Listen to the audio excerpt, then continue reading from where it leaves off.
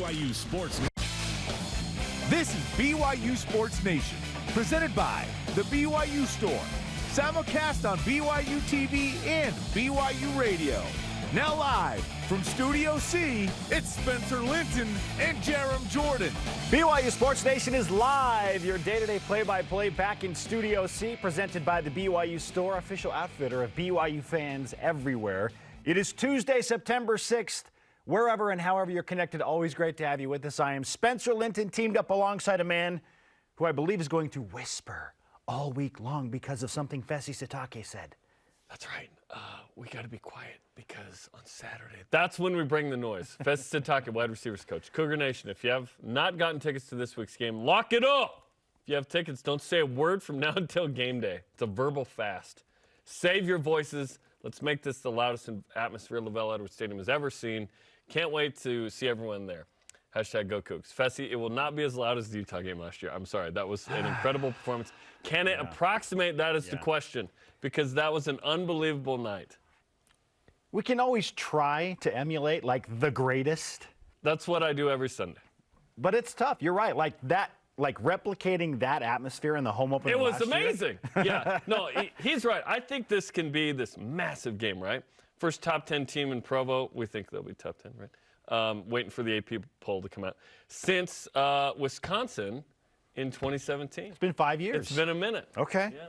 And that didn't go well that day, but guess what? BYU's not a 4-9 team this year. No, and we will see. They're a 9-4+ team. We will see where BYU is in the latest rankings and where Baylor falls in the top 10 latest rankings. Any moment. We believe any moment. Your show lineup, you can make plenty of noise for that. Yeah, we're going to go into the top 25 rankings according to the Associated Press. I saw at least one Associated Press voter that still doesn't have BYU in his top 25. Yeah, I don't get it. I don't get it. I just tweeted this out. In my completely biased opinion, BYU should be like 17th still, somewhere around there. There's at least one, and probably a few that still do not have BYU in the top 25. How? Because BYU now, according to ESPN's Football Power Index, is a favorite in most games, Jarom. Like, their chances to beat everybody on their schedule just went up, in some cases, exponentially. Why? We will look at that. And David Nixon, former NFL and BYU linebacker, tells us where he thinks BYU was the most dominant and what the Cougars have to do, what they have to change to beat Baylor. Bring on today's BYU Sports Nation headlines. We await the Associated Press poll. The moment we get that information, we will break up whatever we're doing because it's everything else is secondary to that. Yep. BYU 25th in the preseason poll. We'll see if they climb. We'll see how many voters didn't even have BYU in the poll, which is ludicrous. We await that. We'll let you know as soon as we know. BYU has officially begun preparation for Baylor. Short celebration of what happened against South Florida. Now it's all about the Bears. Here's what Coach Kalani Sitake had to say about Baylor. We're really excited about the opportunity to play against Baylor, and we're familiar with them. Really, really good team.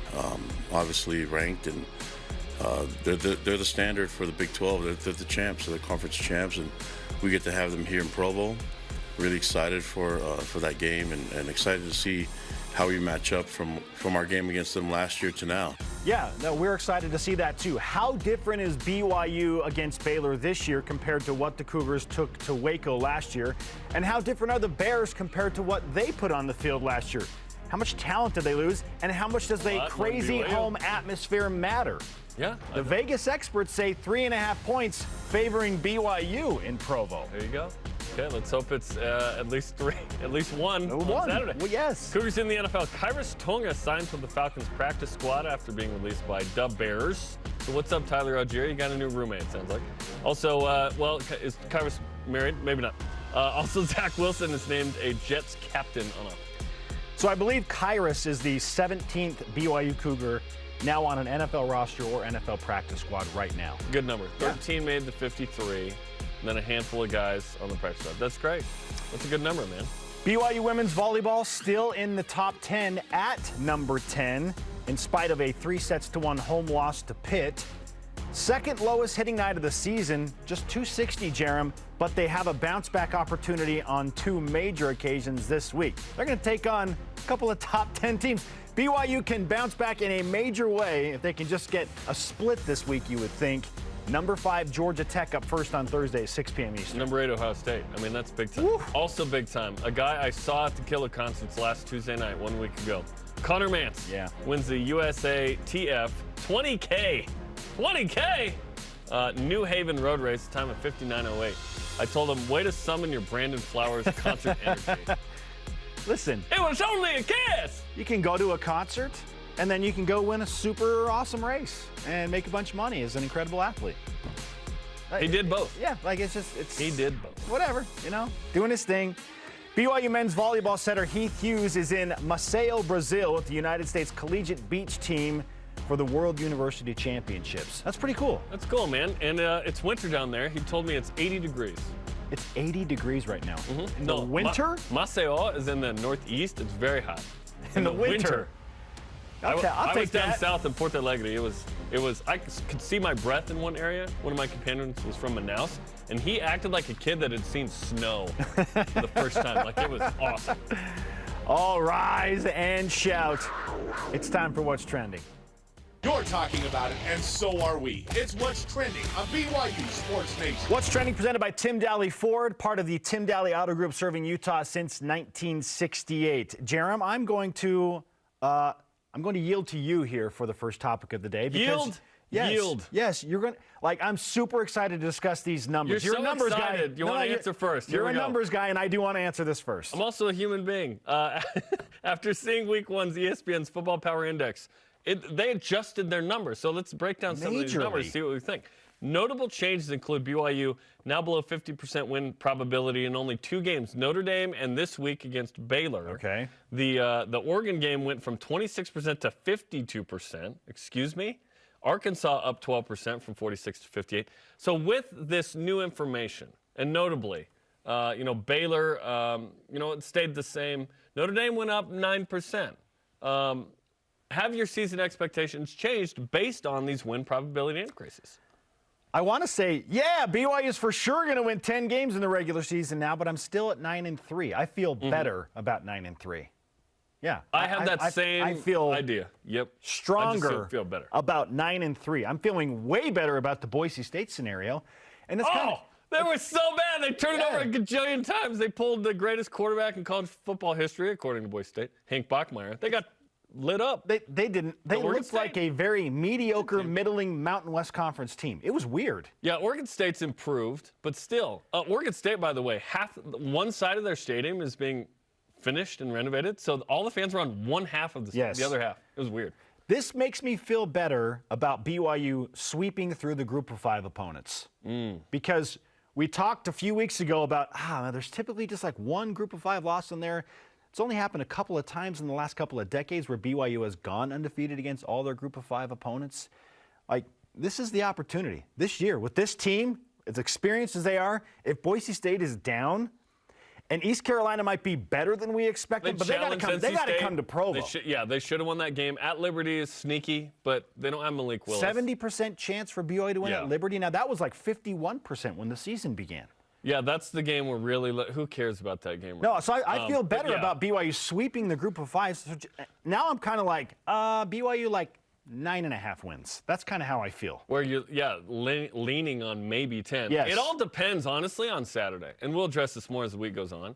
But I have a hard time feeling like, if BYU loses this game Saturday, that 10-2 is pretty feasible. I think you got to win to keep that possibility because going. It's a home Power 5? It's a home Power 5.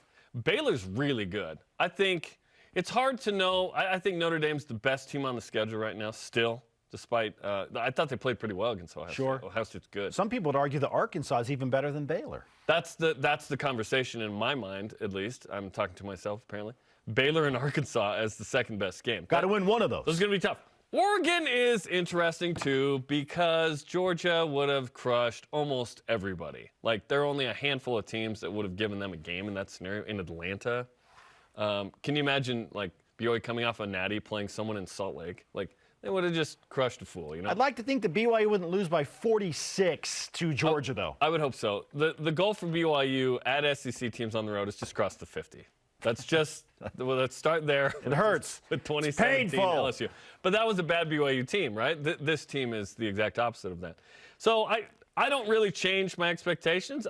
Should we feel good about a 50-pointer on the road where BYU just dominates? Yes, special teams got astray, whatever.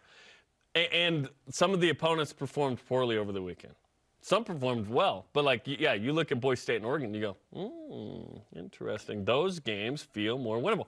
Granted, I don't want to overreact over one game. Like, Oregon's going to play an FCS team this week. I think Eastern Washington, they're going to crush them.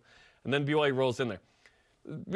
Oregon's lacking a little confidence. BYU hopefully beats Baylor and then comes in pretty confident. Now it's a big game. You're trying to avenge, what was it? Was it 90? I think it was 90 when BYU, or 91. When BYU went in there and lost. My mom didn't take me to that game either. Mom, you got to take me to these games. You got to take me to 84 when I'm a baby. You got to take me to this Tide Ever game. I could have helped. But I'm excited about what BYU has there. Obviously, Puka Nakua's health is something that matters for this Saturday, because if Puka's in there, you saw how explosive he can be. I think BYU, I don't know that BYU needs him to win, but it'd certainly help, obviously. The crowd plays a huge factor, and I believe that's why Las Vegas says BYU's going to win this game by 3 points, maybe 4 points, because of what they saw the Cougars do at home last year outside of Boise State. They saw the energy early in the season. Man, if we could just like compartmentalize or bottle up some of the energy that existed from that Utah scenario and that home like opener a last year. tear in Harry Potter with memories. Just something, right? Put it in a bottle. Something, right? And then BYU could like channel into that. Even half of the energy that was there against Utah last year. I think it'll be similar, Spence. I like BYU's chances against Baylor. Home opener. It's a similar scenario. It's Same a Big 12 kickoff game. time? Top 10. Listen, we've become comfortable with that kickoff time. It took us like 10 years. But we've become like, hey, that's kind of our time. Like, that's a late game for Baylor. That's a 9:20 start time to their bodies, right? But they're in college. They stay up late. You know when you're not at your peak physical performance? Like in the third quarter when you're at altitude and it's late. You know what I mean? BYU's used to this stuff. Yes. Like South Florida was used to the humid temperatures. Here's the thing with South Florida. They stink, so it didn't matter. But Baylor is really good. And if BYU, to me, this game comes down to, can BYU establish the run? Because last year Baylor said, Tyler Algier will not beat us. Puka Nakua, mate. They allowed, didn't beat him. He had a ton of yards, 5 for 168 and 2, but it didn't win the game. That was the game plan. BYU's got to be able to run the rock, and then BYU's got to be able to stop the run. Certainly, that offensive line from Baylor's legit. That to me is the biggest thing: stopping Baylor's run. The run, you got a chance to win. Yeah. If BYU is like last year and gives up 309, no chance. No chance. But this BYU team's not giving up 300 yards. In fact, they need to give up perhaps less than 200. That to me is like the mark. If BYU can avoid just getting run over and stay with, like, if Baylor is held under 200 yards rushing, BYU has a great chance of winning this game. And then you're asking Blake Shapen, who has started, I think, maybe one true road game. Now you got to beat us. Hey, welcome to one of the toughest places to play. Not only because of how good the team is and how great the crowd is, but again, altitude and quality. Like, this is a tough. We've seen this before with Keaton Slovis as a freshman at USC, with Jordan Love, even at Utah State. Like, BYU's drop aid zone with the crowd. Like, I'm excited about what BYU brings. Jarom, I'm about to make you feel way better about this game. I feel pretty good. Remind me what happened the last time a Baylor quarterback, to some degree, started against BYU early in the season. Last week? Charlie Brewer. Oh, Brother Utah. Brewer. The former Baylor quarterback. The man who ended the streak, Smith. The guy who we heard we heard from everybody. Charlie Brewer. He threw for 10,000 yards at Baylor. Oh, he's so good. He's just going to eat that BYU secondary alive. He was so good, he started over Cam Rising. How about that? Yeah. And then he transferred like 2 weeks after he lost to BYU. And do you know where he is now? He's at Liberty. He's at Liberty! BYU's going to, like, hand him, like, a gift basket and a wreath before the game and be like, thanks for helping end the streak against Utah. Yeah. Baylor quarterbacks coming to Provo early in the season. My stock's in the Cougars, Jarom. Let's see. I like it. Gary Bohannon, check. Charlie Brewer, check. Whoever the 84 star for Baylor was, check. Yes. Let's go. Yeah. Yeah. Until I see it, I'm not going to believe it. All right, Thomas. I like that energy. I like that no faith in you energy. Blake Shapen, prove me wrong. Okay. Shaping my heart into belief. Still, FPI, for what it's worth, says BYU only has a 42% chance to win at home. They disagree. I'm fine with that against the top 10 teams. Those metrics disagree with just the straight odds makers. Okay, but blind resume. Okay, top 10 teams coming to Provo. BYU has a 42% chance to win. I love that. I love that. Come on. That's great. That's really solid. That's really solid. All right. Big game. Now to our question of the day. After week 1, how have any Baylor quarterback? Your expectations for the BYU football season changed? It's been 1 week, but have they shifted? It's been 1 week. Let's get to Voice of the Nation. This is the Voice of the Nation on BYU Sports Nation. Little accidental BNL there. It's been 1 week. That's right. Yes. McKay Hatch answers on Facebook. I'm remaining cautiously optimistic. If BYU can ball out in all 3 phases of the game and minimize mistakes, I think 10-2 is possible. However, BYU needs to stay as healthy as they can as well. You literally identified every key to that entire thing. Yeah, and there'll be some games where certain phases aren't on, right? You just need to Special teams was not on against South Florida. I would say, yeah. Not on. Not on, no. The kick return defense was not on.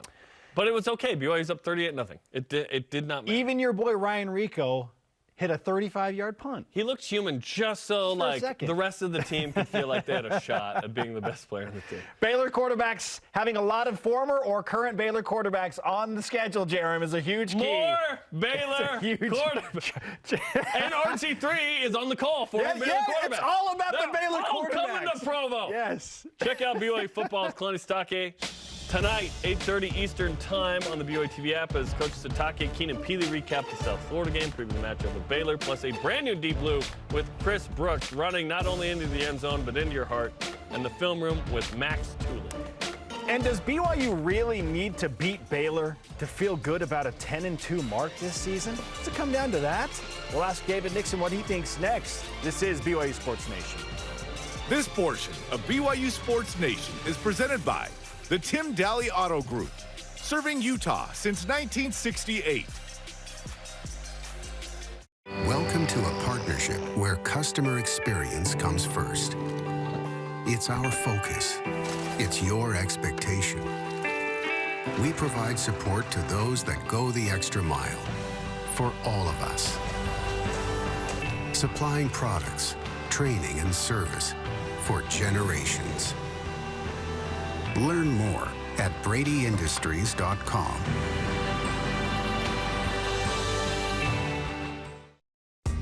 BYU Food to Go's convenient location at 2191 North Canyon Road in Provo makes bringing popular BYU foods to your next event easy. Everything's ready when you need it at the drive and load pickup. You drive in and they load no matter the weather. And stop in the on-site creamery for great BYU chocolate milk and ice cream. BYU Food to Go, bringing campus to your table. Call for details, 801-422-5001.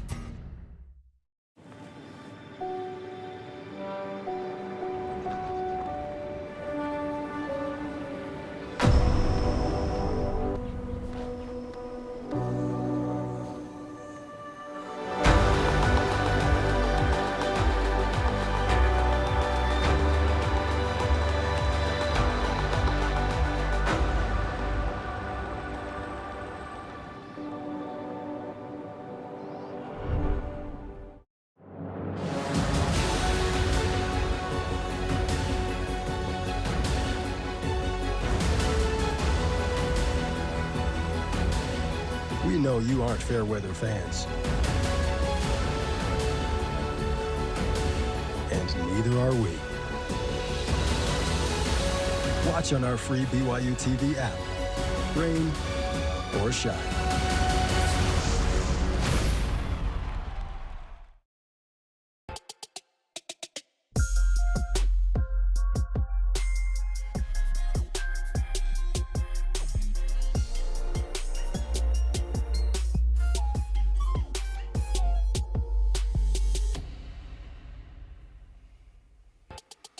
We are live in Studio C with your day-to-day BYU sports play-by-play. I am Spencer Linton alongside Jarom Jordan. It is Baylor week for BYU football. And joining us now to discuss BYU's second matchup with the Bears in as many years is former NFL and BYU linebacker standout David Nixon. David, the challenge gets just a little bit more significant this year. Just a little bit. This week, I should say, with BYU turning the page to Baylor. By the way, we just found out the Associated Press poll is not going to come out until noon Mountain Time. That's 2 p.m. Eastern. So we will not have BYU's updated ranking. But let's start there. Good thing we prepared 2 topics in the A block. Where would you put BYU in this week's top 25, and where would you put Baylor? In your biased opinion, what do you think? In my biased opinion, I think BYU moves up 2 spots. There weren't a lot of teams that lost in front of BYU, and then you have teams like Florida that beat Utah that probably would leapfrog BYU today. So I think BYU goes up a couple spots. They took care of business as everyone anticipated they would, so nothing's too surprising. It wasn't like they went out there and beat a Baylor team this week to start the season. So they beat Baylor's quarterback. What are you talking about? That is true. Yeah, that is true. But I think they fall right there in line with 1 or 2 spots. It'd be fun if they moved up more, but I think realistically it's 1 or 2. Yeah, okay. I believe, in my also biased opinion, the BYU should have started around 17 and be around 17 right now. Where do you feel like BYU should be if all things were considered? Because it feels like they are not at the moment. I agree. I think they're a top 20 team. I thought they were preseason as well, given the returning production, as we know. 85% of the team returned this year. So the team that was number 19 to finish last year, and they bring back the most production of any team in college football. Correct. Yeah, I agree. I was shocked. With that being said, I was on here a couple weeks ago where I said I love the position they're in. I like the fact you don't want to be like the team up north where you are overinflated, right? And when I say that, you don't want guys thinking you're better than you are. So it's tough when you have a top 10 ranking. You have to live up to the hype. I remember that. Sometimes you quest for perfection. It's tough. Get to. We've talked about this in the past. You get to a certain spot where, man, there is actually a lot of weight on your shoulders knowing that you're a top 10 team. You had to defend that ranking week in and week out. I mean, it goes back to when we played Utah State my senior year, up there Utah State. I was talking about this with someone last week. And we're up, I think, 21 points, and we had kind of our second, third stringers in, and the Utah State fans started chanting "overrated" to us, and we're up 21. And so there's some expectations that come with that high ranking. So I think BYU deserves somewhere in the 15 to 20. They got 25, but I actually like that spot where you're at because at least you're in the top 25. And now you can just only move up from there if you keep winning. Obviously. Sure. This goes away next year, though, because if BYU does it in the Big 12, they instantly get that credibility. Totally. I think. Maybe it takes a year or two, but we're not going to have this, well, who'd they play again and what happened? Like, we know what happened, but not everyone is like, 5-0 versus the Pac-12, 6-1 versus. They don't know all this stuff, but they will. Agreed. I think the G5 effect came into play with the ranking, preseason ranking, where BYU kind of got shafted a little bit. But if you had this exact same team and you were already in the Big 12, I agree. I think you're probably 15, 16, 17. BYU might be overinflated at that point. Who knows? Maybe. We might be in that game. Yeah. And then if BYU lose the bowl game to a G5, we just go, we weren't motivated. Yeah, we didn't want to play. Expect Baylor to move up maybe a spot. I think they'll be top 10. Yeah, number 9 coming to Provo. That said, with week 1 happening, have your expectations shifted for BYU at all in terms of win-loss? I'm kind of like, I feel better about BYU sweeping through the G5s. Kind of got them at like 9.5 wins. It could go either way, up to 10, down to 9. Where do you stay on that after 1 week? Yeah, I don't think they've shifted much. I think if anything, the only reason it shifted is because watching the other teams BYU faces, right? 100%. Boise State did not look good. I watched that game. Utah State, well, they played Alabama. They didn't look great, but they didn't look great week 1. They didn't look good against UConn. Yeah, that's what I'm saying. They didn't look great week 1. They might. I mean, Utah State is Utah State. They're going to get up for BYU, right? Yeah. And so I guess my expectations have shifted just based off BYU's opponents. But you still look. I mean, Arkansas against Cincinnati looked great. They looked really good. Oregon, of course, didn't look great against Georgia, but it's Georgia. I mean, those are Alabama, Georgia, Ohio State. Those 3 are kind of the 3. Like, hey, we give you a pass on those. Those are pretty difficult teams. But you look at BYU's schedule. Notre Dame looked pretty good against Ohio State. So I don't know. I thought BYU would have a 9-3 type season. I really did. I think you maybe drop one against Notre Dame. Arkansas is going to be a tough one, and maybe this Baylor game. But other than that, I think BYU has a great shot. Even Oregon, I think they match up well against Oregon. And if BYU beats Baylor, 10-2 is still possible, it feels like. If BYU loses to Baylor, now it's kind of 9-3-ish. Because the hope, I don't know how you feel about it, but probably on the same page, is split against the Big Four. Yeah. You got to get at least a split. Now, Baylor, huge game at home. You hope to defend home turf, as Spencer has said. At Oregon feels more winnable. I don't want to overreact to one game, especially against Georgia, but also I want to react properly to how well BYU played, especially in that first half. So what do you think of at Oregon next week? Because we take it 2 games at a time on this. Yeah, we don't take it the next week. The team takes it 1. We take it 2 games. I think the key to the Oregon game is how healthy does BYU come out against this week against Baylor, and how banged up they come out of it. Because I think this is going to be what we saw last year, it's a slugfest. And when you're playing Big 12, especially a Baylor team, a Jeff Grimes team that loves to run it and cram it down your throat, as we saw last year, I think health is going to be a huge deal this week. And so if BYU can come out relatively unscathed, I think they have a great shot next week. But if they come out banged up, that's tough to go on the road against an Oregon spread team and try to fit new guys in on that defense specifically. That's a tough one. But after watching this USF game, the way that BYU came out, jumped on them, and what I loved about it most was they kept their foot on the gas pedal. They didn't let up. 38-0 at one point. And yeah, you maybe let up a little bit at the end when you put the second and third stringers in, and you kept Puka out.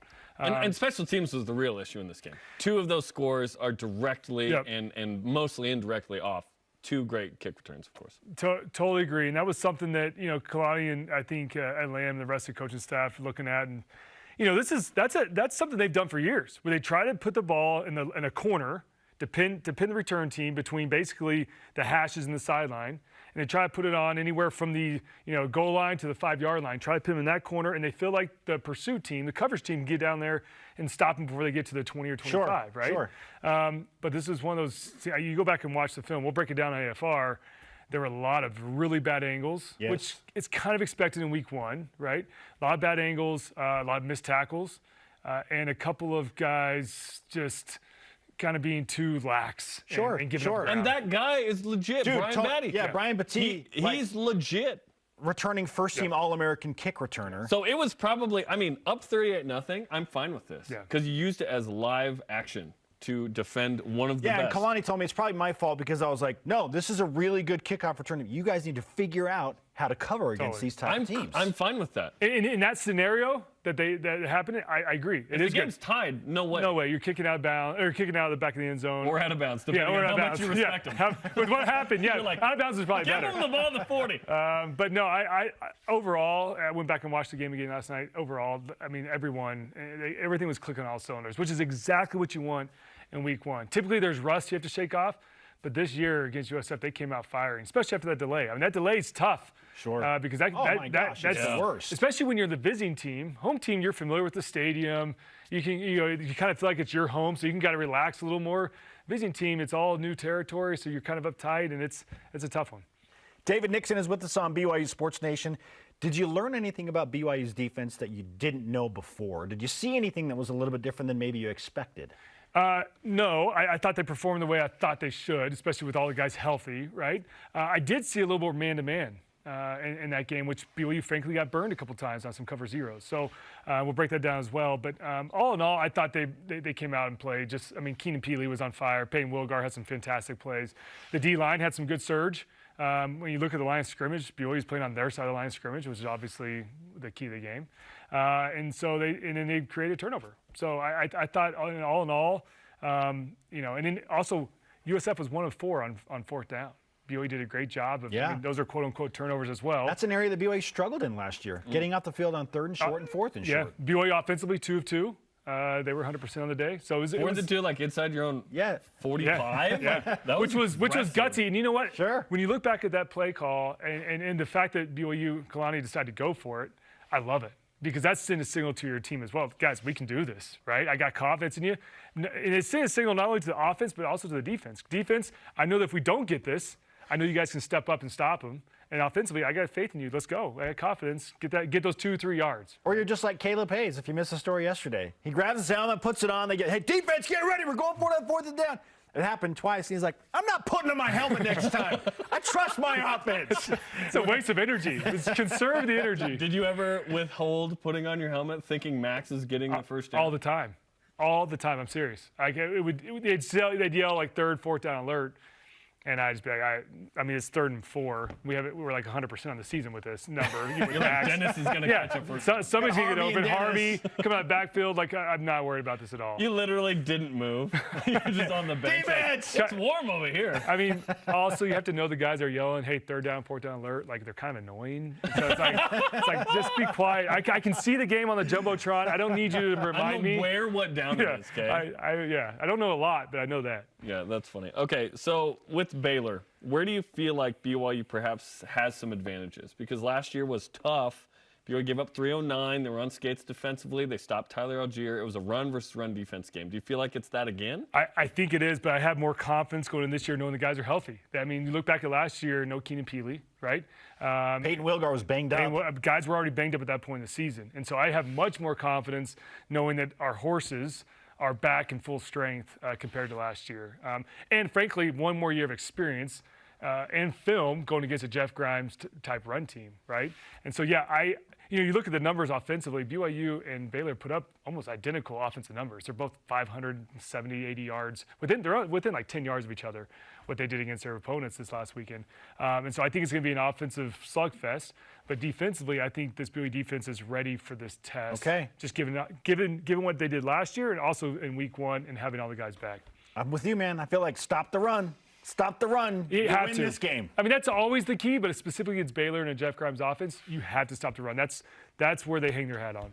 David Nixon, great to talk with you, man. Looking forward to more on after further review. Hey, always fun to break down a win. We love breaking down wins. Always. It's been a fun last few years, so we'll have fun tonight. There's some great. I was looking at the clips yesterday.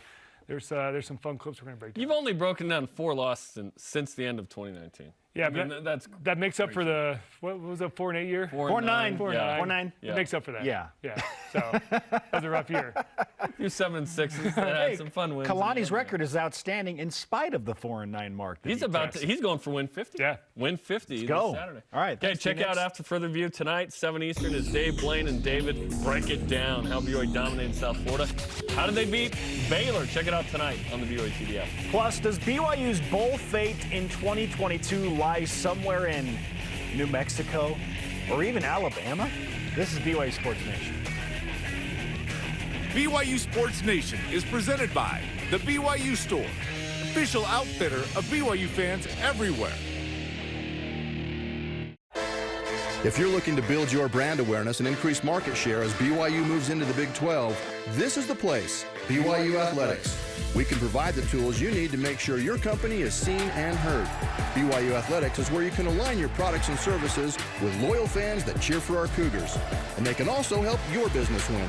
Learn more about what a partnership with BYU Athletics and your company will look like. After all, this is the place. Email sponsorship at byu.edu today.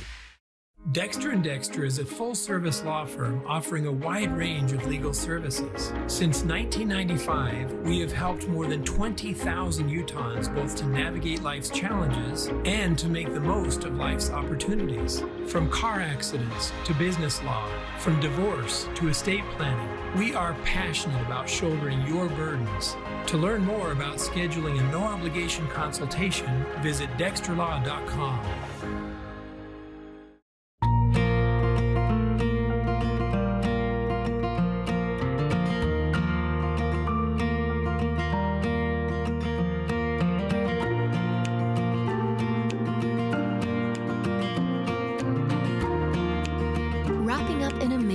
Luxurious blanket. Getting cozy with family and friends. A gift for everyone. Minky Couture, official luxury blanket of BYU Athletics. Mark? Some of my favorite moments are hearing from the family room, just a chorus of laughter. 'Twas your mother's. BYU TV has been an escape and a refuge for me. We forgot about random acts. We love that one. Today we wanted to do something nice for you. I see that change on him after that show. It just brightened everybody's day. I can do this. I want to live my life in a way that show showed me.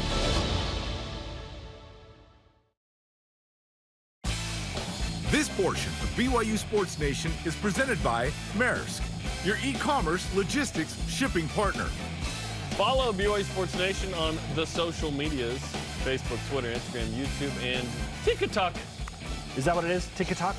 It is today. My favorite phrase in Portuguese, by the way, was piquenique no parque. Picnic in the park. How do you say it? Piquenique. Piquenique? No, in the Okay. parque. Oh, it just sounds like no picnic in the park. Piquenique no parque. Yeah, cobblestone. Parallelepiped. Today's Brazilian phrase brought to you by Jarom Jordan. He is Jarom. I am Spencer. Let's whip it! Cougar Whip Around presented by Maersk, your e-commerce logistics shipping partner. Brett McMurphy projects BYU to face Missouri in the Birmingham Bowl, while ESPN's Mark Schleybaugh has the Cougars facing Coastal Carolina. Ever heard of them? Yes. In the you just did a coastal face. Yes. And there's St. Mary's face and there's coastal face. Do it again. Do coastal face. Coastal face? In the with a mullet. In the Lending Tree Bowl in Mobile, both in Alabama. What do you want more, an SEC opponent or Coastal? Coastal Carolina. And why is it Coastal Carolina. You didn't finish the question. Coastal Carolina. Who would you want more than Coastal in a bowl game? New Year's Six game. Seriously. Just anyone in If New Year's BYU's Six. not going to play in a New Year's Six game, like, frankly, there's pretty much no opponent that I would look forward to more than a rematch with Coastal Carolina. I only have one. Who? Utah? Okay. Because it's one of those years where BYU's not playing. Yeah. Okay. But Coastal, dude? Coastal. We knew it. I want it in Provo, though, and I want them to not know until Wednesday. That's what I want. Yeah, Coastal Carolina, and I don't care where the game's played either. It doesn't matter. You go back to Myrtle Beach? I'm talking about, if it were the Myrtle Beach Bowl, then it'd be a little weird, right? Because it's like a home game for them. Okay, so anywhere but the Myrtle Beach Bowl, give me Coastal Carolina. There's no way BYU's ever going back to Coastal Carolina. That'll never happen. I don't think that'll ever happen. Heck no. Yeah. After that experience, good grief. All right, Jarom. Tell me how you really feel. Why don't you just tell me the movie you want to see? BYU soccer went 1-1-1 last week. Win against CSUN, tie against number 20 Colorado, and lost to unranked Alabama. Will BYU soccer remain in the top 10 when the new poll is released later today? They've been in the top 10 all year. I think they'll be out at probably 12. That's my guess, because they only won one of those three, and there was only one ranked team among those. Yeah, probably just out. Alabama's going to be ranked this week. Yeah. Because they beat BYU on the road. Big game with Arkansas, by the way. It was 4-1 coming up on Thursday night. That'll be awesome. You're on the call now. That'll be fun. I think BYU, I said from the beginning when they were ranked third that I thought they were more of like a 12 to kind of 16 range type team. That's where I'm more comfortable with. Feel like they're leveling right now? Where they should be? I think BYU's very good. To say they're not a top 10 team is not a slight. I think they're kind of a 12 to 16. Yeah, and I should note that BYU's ranking last week included the tie against Colorado. So really, it's just two games that the voters are looking at specifically over the last week. It's a loss to Alabama and a win against a not very good CSUN. So 6 to 12 would be quite the fall if it's just based on those two. But that's what I think. I think just out. I wouldn't be surprised in like 11. Because people will see what they've done the whole season as opposed to week to week. Does that make sense? Yeah. You won at Ohio State. You're going to get credit for that. Absolutely. You tied a pretty good Colorado team that's still in the top 20. Yep. The loss against Alabama is the one that might drop them out of the top 10. We think it probably will. And Alabama's quality. Yeah. Ask Utah State how good Alabama is. Woo. Women's volleyball heads to Atlanta to play at number 5 Georgia Tech in a neutral site game with number 8 Ohio State, also in Atlanta. What's required this week from the women's volleyball? Serve, receive, Jarom. It always comes down to serve. Thanks, Coach. Receive. You can't get out hit essentially 350 to 200, which is what it felt like for much of the match against Pitt. I know BYU bumped it up to 260 because they played a little bit better as the sets went on. Set 3 was good. But, early on, they just got dominated, and it was surprisingly on their home floor. So, an even hit percentage and better serve receive for BYU. To me, that's the key to at least splitting with these two outstanding teams. You got to get a split. If BYU comes home with 2 wins, boom, right back in it, right? Only loss to Pitt in 4. That's respectable. Pitt went to the Final Four last year. Sure. If BYU comes back with 2 losses, you're in trouble. You've gone 3 straight games against top 10 opponents and lost all 3. Now you're kind of on the outside looking in, but BYU's going to be in the mix again for a Sweet 16 and beyond. It's just whether BYU can continue that and challenge for that Elite 8 again. By the way, I need to follow up on something, rewinding to Utah State and Alabama, your comment, okay? Because we were joking, which team's going to score more? We weren't kidding. Which team scored? Which team scored more? Was it women's soccer? It was women's soccer. They had more goals. We said more goals than they had. Scored touchdowns. Than they had anything. Then they had first downs? Question mark? Oh gosh. Show me a Scott. All right. Finally, here in the whip, Athlon Sports' Brian Fisher announces he is starting a new podcast called Head Coach U. The podcast will cover everything that goes into being a head coach, preparing for games, building a program, and more. His co-host is none other than former BYU and Virginia head coach Bronco Mendenhall. Well then. Have you already subscribed to the podcast, Jarom? I have not. I literally found out about it during the break. But this will be interesting. Bronco's a unique cat, as we know. I will listen to this because Bronco, as you said, is so different. I'll give it a than one every other head listen coach and see if I want to hear it. Sometimes Bronco can be a little quiet and kind of methodical in the way that he presents things, but he's got a really unique mind. He's crazy successful. No one's questioning the success part of this. It's whether it's going to be an entertaining podcast. Yes, I will listen to this podcast. Yeah. All right, green room snack guy. Will they bring up the green room snack guy? Guarantee that's a no. Tune in to BYU Sports Nation Game Day Saturday, 6 Eastern or 8 Eastern time. Hey, 2 hours and 15 minutes. This is awesome. Get ready for BYU and Baylor. They're going to be in Cougar Canyon inside the stadium. Everything will be covered. It's an expanded show and set. Come check it out in person. If not, watch it on BYU TV and the app starting Saturday night, 8 Eastern. Still on the way, your top 5 plays from the BYU USF game for Top 5 Tuesday. But first, BYU All-American runner Casey Klinger joins us in studio. Hey, are the cross-country men underrated? We're going to ask him. This is BYU Sports Nation. Utah is a special place. Our communities, the people, the history. There is no place quite like Utah. At Siegfried and Jensen, we're honored to say that we are from Utah.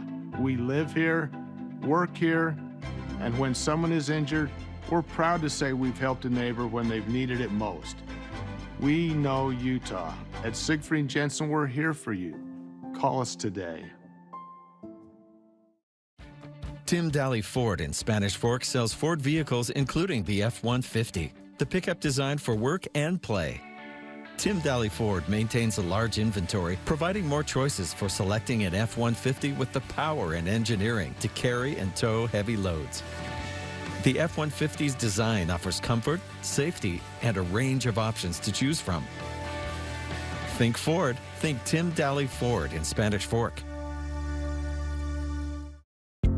Trio Orem Senior Living believes in empowering seniors to live life to the fullest. We help eliminate stress out of daily life when you live at Trio.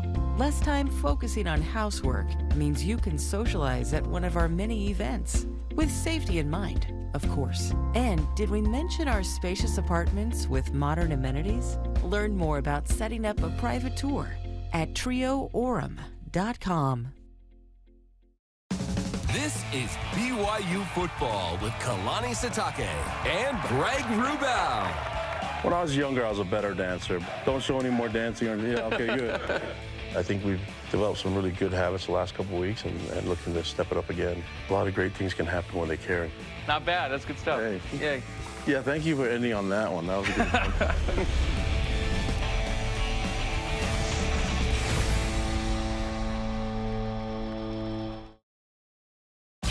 BYU Sports Nation is presented by the BYU Store, official outfitter of BYU fans everywhere. Welcome back to BYU Sports Nation. We are live in Studio C.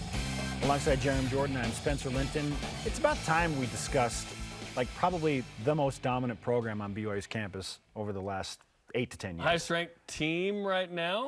Right?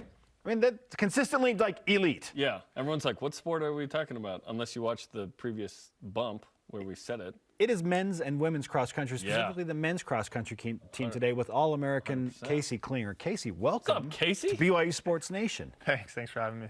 We've had you on once, maybe? First time? First time. Yeah. What? First time. Welcome to the show, man. Great to have you. For whatever reason, I was thinking we had you on in the COVID era, maybe over Zoom, but okay. Wow, first time. Yeah. Welcome to the studio, man. Thanks. I just asked a question before we went to break. We're talking about rankings and underrated and overrated. Is the men's cross country team underrated at BYU currently? Currently? I don't know. I think I mean, people know we're good, especially at BYU. If they know the sport, they know we're good. Nationally, I think we're in a good spot because we can just go up from here. So, I mean, do you like it? Do you like where you are? We like where we are right now. Okay. Yeah, we're happy with it. I love that there's rivalry with Northern Arizona as well. I just think it's fun. Because you'd think, hey, we're both running. It's a unique sport in that you both kind of do your thing, and hopefully I'll be ahead of you. But no. It's like a thing. It's a thing. With NAU. Yeah, it's a thing. How does that manifest itself when you're racing? I mean, obviously, we're super competitive guys, and so you see a guy in a yellow singlet from NAU, and you just want to beat him. Do you feel that about anybody else, or is it just Northern Arizona? I mean, it's because of the rivalry. Like, if you see that yellow singlet, you're gunning for them. But also, when you're in the front portion of the race, you kind of just want to beat anyone. So it's a little bit of both, but there's definitely a special rivalry. I love that between us for sure. How are you a senior now? I feel like you just got here. Are you like a junior in track? Yeah, I'm a junior eligibility wise. Okay, so that's fantastic. You just listed as a senior. You have 2 years. Yeah, I have 2 years. Okay, that's good. I've been here since 2017. Actually, I was gonna say you graduate high school and you're the Gatorade National Runner of the Year, which is incredible. Cross country, go on a mission to Japan. You've been top 10 in 13 of 15 races in your career. Awesome, 3-time All-American. What's the next step for you in your evolution as a runner? That's a good question. I've always wanted to just be better every year. It's been a very gradual progression for me, and I've managed to improve every year. Sometimes not as much as I wanted, but as long as I'm improving every year, I've been happy. And so this year is obviously, I want to be, a title contender. I want to be in the mix. I want to, try to keep that BYU streak alive. So. Hey, that'd be awesome, especially with Connor winning the obviously back-to-back national championships and the 20K yesterday, which is pretty cool as well. Yeah, Jarom was just hanging out with Connor at the Killers concert a few days ago. Yeah, next time you can come too. Yeah. Yeah, sick invite. Yeah, next time we'll bring you. What did you learn from Connor Mance? I learned a lot of things from Connor Mance. I learned how to he's one of the most dedicated runners I've ever known. He's just so dedicated to the sport and to the team, and so he taught me a lot of good habits on how to be a successful runner. Okay, the Cowboy Jamboree is coming up in a couple of weeks. That's on the same course as the NCAA championships, right? Correct. What will that race mean in terms of okay, here's where it's going to be, here's where we need to finish? Right. It's always good to go check out the course before nationals, and so mainly it's just to go out there and get some exposure on the course. A few of us are returners, so we've run there before because we ran back in March 2021 at that course. But we have a lot of awesome new guys that it's going to be good to show them that course, get a feel for it, so we can come back really strong at nationals. And I should clarify, Stillwater, Oklahoma. Oklahoma State, that's where it's at. Yep. All right, 3-time All-American Casey Klinger of BYU Men's Cross Country is with us on BYU Sports Nation. Where do you feel like you need to be better specifically? Because, we're talking about, trying to trim up seconds and, just little things. Where do you feel like you need to be and will be better this year? This year, my personal mantra, has been be tough. Cross country is all about who's the toughest. And so no matter how tough you are, you get out on the course and you realize you can be tougher. So this year is just to try to be the toughest guy on the course. And just run through the pain. It's one of the two OG sports. One is boxing, you're just fighting for your survival, and the other is running from animals and stuff. The original humans, this was part of it, right? You just got to be tough. Okay, you're married to Morgan Bauer, one of the 3 sisters on the team, Whitney and Eden. Tell us about the Bauers, because they're an incredible family. We've gotten to know them over the years. Can you play volleyball? So I grew up around the sport. My 2 older brothers played volleyball at UVU at their club. So I kind of grew up watching tournaments in the gym. You can pepper and stuff? I can pepper. Hold your own. Yeah. That's awesome. I actually played a grass tournament with Morgan 2 summers ago. Oh, very nice. Yeah, so. Oh, you can play then. I was definitely the weak link, but I held my own. Okay. But, now you're better than a few of her younger sisters. No. False. They're all better. Yes. That's awesome. I love. Actually, yeah, they're all Kat's better. the youngest, and she's 10. and she can whip it, dude. Oh, I've seen it in person. She's good. She's really good. She's really good. She plays at like 5 years up, I think. Yes. Wow. So, I mean, clearly, so the Bowers get started early. I mean, did you do the same with cross country? I mean, were you thrown into the sport when you were like 5 years old and they're like, Casey, run faster? You know, I was like, run a 5K. No parent would do that to their kid. I grew up playing soccer, so I do like the Pleasant Grove Strawberry Days 5K every year. Like when I was starting from when I was like 12. But okay. So yeah, when did you realize I'm pretty good at this? When I started those. Yeah, it was like, oh, like I'm decent at running, but I was just stuck with soccer because all my friends played and I liked soccer. And then, you know, getting up into high school, I just kind of made the transition out of soccer into running. So tell us something about the Bowers we don't know. So the Bowers, I don't know. I mean, I feel like you guys know a lot about the Bowers. I want to know more. Ultra competitive. I want to know more. Well, they taught me how to hunt. Yeah. Big they time do love to hunt. Fishing, hunting, like turkey, calling. I mean, the first time I met her dad was in a goose pit.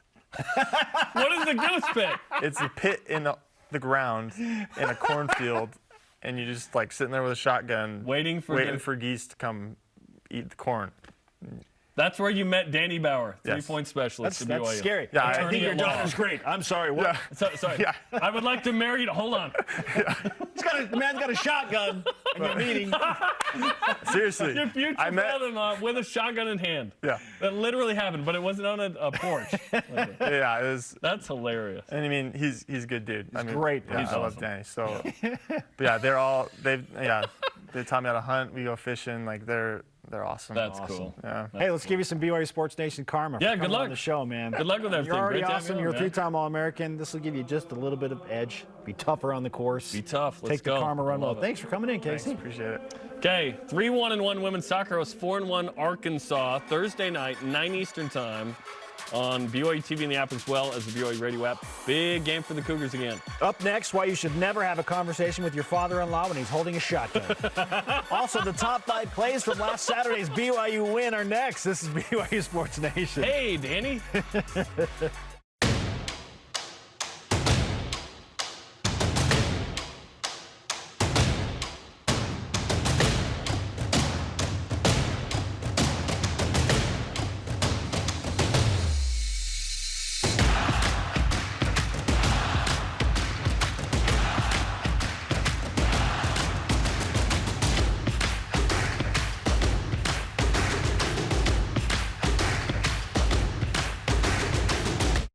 Introducing the truck for adventure.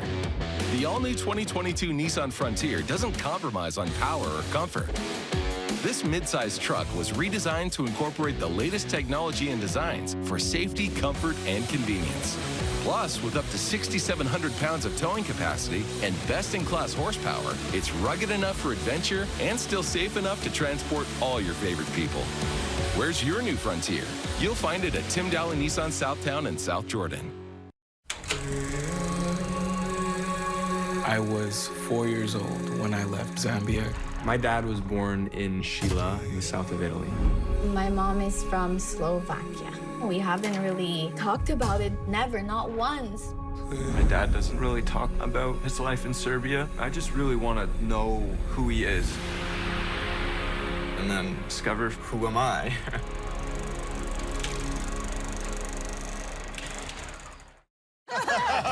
Do you not know the groom's name? I missed it on our first date, and it's way too late to ask. Whenever you experience something funny, the first thing you want to do is like share it with your loved ones. Seeing that comedy like helped us through things, like we want to use that to help other people in a way. We had one kid whose make-a-wish was to come to Studio C. It made me be like, these goofy sketches mean a lot to people.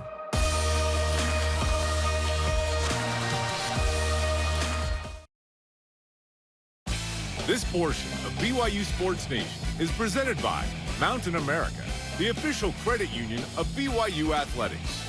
Make sure to download the BYU TV and BYU radio apps to get on-demand programs like BYU Sports Nation and subscribe to your podcast platform of choice. Subscribe, rate, and review. It's time for Top 5 Tuesday, and we are looking back at the top 5 plays from BYU's win at USF, presented by Delta Airlines. Keep climbing. Number 5, as in Dallin Hoker, number 5, bowls his way into the end zone for his third career touchdown to make it 35-0 in the second quarter. Finished with 3 catches, 39 yards. 2 weeks ago, I said it's time for Dallin to do more, and I'm excited to see him featured more in this offense. Yes. He's a very good receiver. He'll be featured in this week's show. We have an interview with him tomorrow. I ask him about his celebration. Yeah. He rates his celebration there. Number 4, Christopher Brooks. This is the Chris Brooks we expected after his performance in fall camp. 40-yard run, shifty, powerful, and the acceleration sets up BYU deep in USF territory, and BYU would score a touchdown on the next play. Chris Brooks just getting started. Number 2, Max Tooley's. Or 3. 3, rather. Thank you. Number 17. Chris Brooks scores his first touchdown as a BYU Cougar following the safety. BYU looking for that 9-point possession. Yes. Attack on 7 more. 52 yards to the casa by Brooks. 47-14 at that point. He finished with 13 carries, 135 yards, and a touch. That's quite a debut. Number 2, Max Tooley. You think he studied film? Yes. Pick 6. 8 minutes into the first half puts BYU up 21-0. In the first quarter, for that matter. Gary Bohannon has had better throws and better days. 33 yards for a touchdown. Tooley's first touchdown at BYU. And he also had 5 tackles. Bohannon's first interception of 21 and 22 were to Brigham Young. Max Tooley, I believe, still available on the waiver wire in our fantasy football contest, Jarom. This is true. This is true. And the number 1 play from the South Florida game. The opening play by Puka Nacua, of course. 75-yard jet sweep to the house. Yet another jet sweep touchdown in the quarter. Set the tone for a dominating performance. In fact, recruiting analytics says he was going 20.7 miles per hour, which is what Spencer Linton has never done in the neighborhood. Fourth fastest ball carrier in week 1. You typically go 15 is what I'm saying. Yeah. 4th fastest in the country? That's amazing. What a play to start the season. BYU's first opening 70-plus yard touchdown since 1987. Our question of the day, after 1 week, how have your expectations for BYU football changed, if at all? Our elite voice of the day, presented by Sundance Mountain Resorts. Brent Fredrickson answers on Twitter. I thought the most likely scenario was 3 Power 5 losses and 1 Group of 5 loss for 8-4. Okay. Naturally, was hoping for more. I now think BYU goes 10-2 or 9-3 at worst. So he's kind of with us at like, all right, 9.5-ish. This still assumes Jaron is healthy, right? We assume health on this program. That is the key. And it includes a lot of other players on the team as well. If BYU's healthy, they can be a very, very good team this year. No question. Great. No question. Today's Rise and Shout Out presented by Mountain America, the official credit union of BYU Athletics. Should we give it to just a bunch of ranked teams? All the ranked teams on campus. It's very exciting right now. Men and women's cross country, women's soccer, women's volleyball, football. Let's go. We assume football's still ranked. Still waiting for that. Our thanks to today's guests, David Nixon and Casey Klinger. Sorry to Dennis Pettit. We ran out of time. Conversation continues 24/7 on Twitter, Instagram, and Facebook. Use the hashtag BYUSN. For Jarom and Spencer, shout out to Ricky Bauer. Why not? Nice. Stay tuned for After Further Review and BYU football with Kalani Sitake tonight. See you then. Go Cougs.